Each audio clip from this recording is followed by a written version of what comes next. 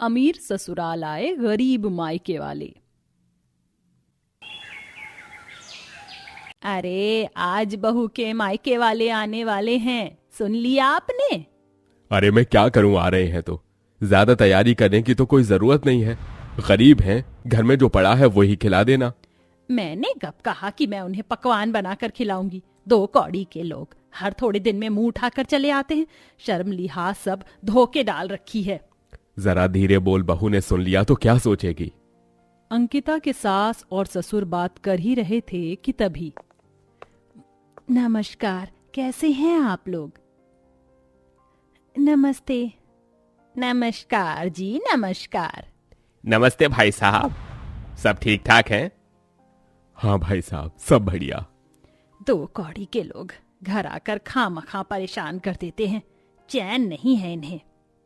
दिनेश और कंचन में से कोई भी अंकिता के मायके वालों को बैठने को नहीं कहता।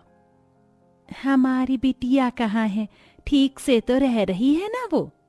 आपकी बिटिया शॉपिंग करने गई है। सरिता सोफे पर बैठने को होती है कि तभी अरे अरे अरे समधन जी, ये मुलायम सोफा घर में आने वाले खास लोगों के लिए है, आप इस पर ऐसे नहीं बैठ सकती। सरिता कंचन का मुंह देखती रह जाती है और कुछ नहीं कह पाती। सुनिए महेश जी, आपके लिए हमने एक अलग कमरा तैयार कराया है। आखिर आप इतनी जल्दी जल्दी हमारे घर आते रहते हो तो हमने एक खास कमरा तैयार करा दिया है। कमरे के लिए शुक्रिया दिनेश जी, लेकिन जब से हमारी बिटिया की शादी हुई है तब से हम सिर्फ 2 बार ही तो आए हैं। हाँ तो समधी जी, आप 2 बार अपनी बिटिया के घर मुंह उठाकर चले आए, ये क्या छोटी सी बात है? ये आप कैसी बातें कर रही हैं? हम इतनी दूर से आए हैं और आप। अरे मैं तो मजाक कर रही थी समधी जी, आप इतनी दूर से आए हैं, आप थक गए होंगे। चलिए सरिता जी, मैं आपको आपके कमरे तक ले जाती हूँ। कंचन अंकिता के घर वालों को एक कमरे में ले जाती है। ये रहा आपका कमरा, किसी चीज की जरूरत हो तो खुद उठ के ले लीजिएगा। इतना कहकर कंचन वहां से चली जाती है। माँ, इन लोगों ने तो हमसे पानी तक को भी नहीं पूछा। ये कमरा तो बाकी कमरों से बहुत दूर है और बहुत अलग है, बिल्कुल काल कोठरी की तरह। यहाँ तो बैठने के लिए भी कुछ नहीं है। ये हमारा घर नहीं है बेटा, यहाँ हमें ऐसे ही रहना पड़ेगा। संगीता बेटा, अपनी दीदी को ये सब मत बताना कि हम यहाँ घर के कोने में रह रहे हैं, वरना ये सब देख के उसे बहुत बुरा लगेगा। अंकिता शॉपिंग करके घर वापस लौटती है। आज तो बहुत शॉपिंग कर ली, थक गई होगी है ना बेटा? मैं भी नौकर से चाय बनाने को कहती हूँ। अरे माँ, याद आया, आज तो मेरे घर वाले आने वाले थे ना? हाँ बेटा, आ तो गए हैं, बहुत थक गए थे बेचारे, आखिर इतनी दूर से जो आए। मैंने उनका नाश्ता पानी कराकर उन्हें एक अच्छे से कमरे में आराम करने को भेज दिया है। कौन से कमरे में माँ जी? मैं अपने परिवार से मिलना चाहती हूँ, बताइए ना। अरे तू क्यों तकलीफ करती है, मैं अभी नौकर से कहती हूँ, वो उन्हें यहाँ ले आएंगे। कंचन अपने एक नौकर से अंकिता के माँ बाप को बुलवा लेती है। माँ, बाबा, संगीता, मैंने तुम्हें याद किया। इस बार तुमने मुझसे मिलने आने में बहुत समय लगा दिया। मेरी बच्ची तो ठीक तो है ना? अंकिता अपने माँ बाप के गले लग जाती है। माँ बाबा बैठिए ना। संगीता, तू क्यों खड़ी है? नहीं बेटा, अब हम जा रहे हैं, फिर कभी आएंगे और बैठेंगे। क्या माँ? मैंने कहा था कि इस बार आप रुकिएगा, इतना लंबा सफर तय करके आते हो और कुछ ही देर में चले जाते हो। बेटा, अचानक से कोई जरूरी काम आ गया है, इसलिए जाना पड़ रहा है, फिर कभी आएंगे। ठीक है, अब तो मैं आपको जाने दे रही हूँ, लेकिन अगली बार आओगे तो आपको रुकना पड़ेगा। हाँ मेरी बच्ची, हम जरूर रुकेंगे।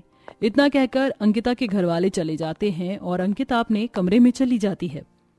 चलो, आफत टली। अच्छा हुआ उन्होंने संगीता को कुछ नहीं बताया, नहीं तो बवाल फेल हो जाएगा। बताएंगे भी नहीं, क्योंकि वो तो चाहते ही हैं कि उनकी बेटी हमारे जैसे अमीर लोगों की बहू बनी रहे, इसलिए मुंह पर चुप्पी लगाए रखेंगे। अच्छी बात है। कुछ महीने बाद, मम्मी जी, मुझे माँ बाबा से मिले कई दिन हो गए हैं, मुझे उनकी बहुत याद आ रही है, मैं उनसे मिलना चाहती हूँ, क्या मैं घर जा सकती हूँ? अरे तू क्यों जाना चाहती है? अब इतने अमीर घराने से निकलकर तू अपने गरीब मायके में जाएगी तो अच्छा थोड़ी लगेगा। ये आप कैसी बातें कर रही हैं माँ? घर तो घर है, इसमें अमीर और गरीब जैसा क्या? मेरा मतलब है, हमने उनके लिए खास कमरा भी तो तैयार कराया है ना, वो यहाँ आराम से रह लेंगे। ठीक है माँ जी, मैं आज ही माँ बाबा को कॉल करके बुला लूंगी। ले कंचन, तूने खुद ही आफत मोल ले ली। अंकिता के घर वाले दोबारा उसके ससुराल उससे मिलने आते हैं। माँ, आपने कहा था कि आप मुझसे जल्दी ही मिलने आएंगी, लेकिन आप खुद नहीं आई, मेरे बुलाने पर आई।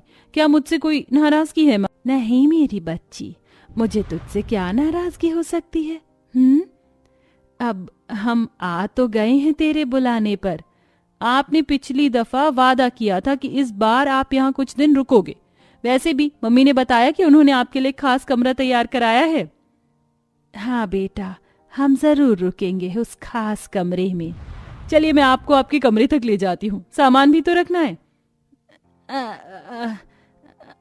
अरे नहीं, तू क्यों तकलीफ करती है? मैं इन्हें कमरे तक छोड़ आती हूँ। नहीं मम्मी, मैं ले जाती हूँ, इसी बहाने मैं कमरा भी देख लूंगी। तुझे कमरा ही तो देखना है, मैं दिखा देती हूँ तुझे कमरा। कंचन अंकिता को दूसरा कमरा दिखा देती है, जिसमें बेड, सोफा, हीटर और सारी जरूरतों का सामान था। अरे वाह मम्मी जी, आपने तो बहुत अच्छा कमरा तैयार कराया है। अरे तो मैं क्या तेरे घर वालों को ठंड में मरने के लिए छोड़ दूंगी? मैंने सारी सहूलतों की चीजें तेरे मायके वालों के लिए रख दी हैं। शुक्रिया मम्मी जी, आप बहुत अच्छी हैं। ये लो, इसमें शुक्रिया की क्या बात है, तेरी सास तो ऐसी है। अंकिता के जाने के बाद कंचन उसके परिवार के साथ फिर से वैसा ही व्यवहार करने लग जाती है। समधन जी, ये कमरा तो सिर्फ दिखाने के लिए था, आपको तो उसी कमरे में रहना है जहाँ आप पहले रुके थे। वो क्या है ना कि आप जैसे गरीब लोगों को ऐसी जगह पर रहना शोभा नहीं देता। अब खड़े खड़े मुंह क्या देख रहे हो? जाओ अपने उसी कमरे में जाओ। एक दिन आपको आपके इस बर्ताव का फल जरूर मिलेगा समधन जी। दो कौड़ी की औरत मुझसे जुबान चला रही है। अरे इसे अपनी खुशकिस्मती समझो जी, जो अपने महल जैसे घर में हम तुझे रहने दे रहे हैं। अरे तुझसे तुम्हारे नौकर भी अमीर हैं, कैसे कंगले लोगों से पाला पड़ा है। अरे क्या गुनाह किया था हमने जो हमारे बेटे ने तुम भिखारियों की लड़की को पसंद किया? बस कंचन जी, आप इतना कड़वा कैसे बोल सकती हैं? हमारा यहाँ रहना हमारी मजबूरी है, हमने अपनी बेटी से वादा जो किया था। अंकिता के घरवाले आंसू पोंछकर अपनी उसी काल कोठरी जैसे कमरे में चले जाते हैं। माँ, हमें दीदी को सब बता देना चाहिए, ये लोग तो हम पर जुल्म कर रहे हैं। नहीं बेटा, बिल्कुल नहीं। अगर अंकिता को पता चल गया तो टूटकर बिखर जाएगी। मैं नहीं चाहती कि मेरी बेटी की खुशियों में आग लगे। कुछ समय की तो बात है, हम गुजारा कर लेंगे। जहां अंकिता के ससुराल वाले गर्म कंबलों में बैठकर गजक और मूंगफली चबा रहे थे, वहीं दूसरी तरफ उसके मायके वाले ठंड में ठिठुर रहे थे। अगले दिन, माँ मुझे बहुत सर्दी लग रही है, कुछ करो ना। मैं कुछ लकड़ियां इकट्ठी कर लेता हूँ, कुछ ना सही तो थोड़ी आग ही जलाकर काम चला लेंगे। बाबा जल्दी आग जलाइए, मुझे बहुत सर्दी लग रही है। अरे मेरी बच्ची, तुझे तो बहुत तेज बुखार है। महेश जी जल्दी कुछ कीजिए ना। सरिता संगीता के सर पर ठंडा कपड़ा रखती है। महेश जी, इसका सर तो तप रहा है। मैं अभी डॉक्टर को बुलाकर लाता हूँ। जैसे ही महेश डॉक्टर को बुलाने के लिए कमरे से बाहर निकलता है, तभी अंकिता उसे देख लेती है। बाबा, आप कहाँ जा रहे हैं? आप इतने घबराए हुए क्यों हैं? माँ कहाँ हैं? संगीता, क्या हुआ? बाबा कुछ बोलिए ना। संगीता को बहुत तेज बुखार है, मैं डॉक्टर को बुलाने जा रहा हूँ बेटा। इतना कहकर महेश दौड़कर डॉक्टर को बुलाने चला जाता है। अंकिता अपनी माँ और बहन को देखने के लिए उस कमरे में जाती है जिस कमरे को उसकी सास ने दिखाया था। उस कमरे में नरम बेड, हीटर, सोफा आदि सब थे सिवाय अंकिता के परिवार के। माँ, कहाँ हैं आप? संगीता।